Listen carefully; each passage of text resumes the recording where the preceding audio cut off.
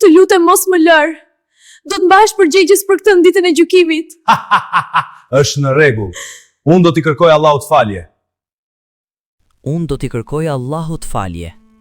Po nëse dikush të lëndon dhe pastaj i kërkon Allahut falje, a e fal Allahu atë?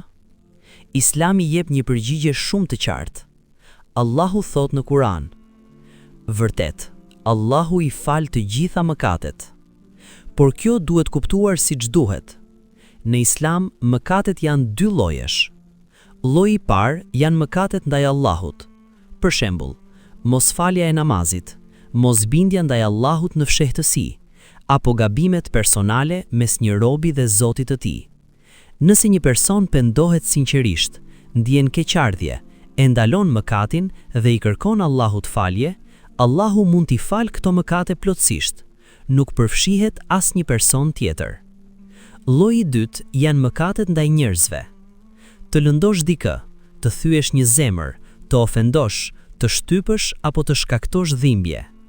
Këto mëkate janë të ndryshme, sepse përfshin të drejtat e një njeriu tjetër.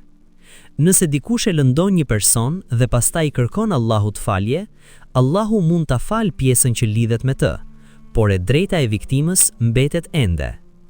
Kjo është arsyeja pse profeti Muhammed na paralajmëruar për njeriun vërtet të falimentuar.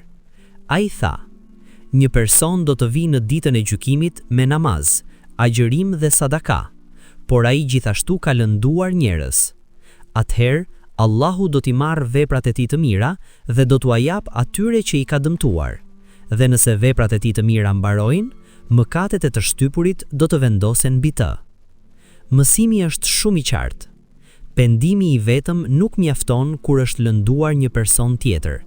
E drejta duhet të kthehet, dëmi duhet të rregullohet, ose viktima duhet të falë. Allahu është mëshiruesi më i madh, por ai është gjithashtu plotësisht i drejtë. Nëse ke dikë që të ka lënduar, a do ta falje sot për të lehtësuar shpirtin tënd? Shkruaj po ose jo në koment. Nëse kjo video të pëlqeu, na ndiq në kanalin ton Limotiv, që të mos humbasësh asnjë reflektim të ri. Na ndiqni!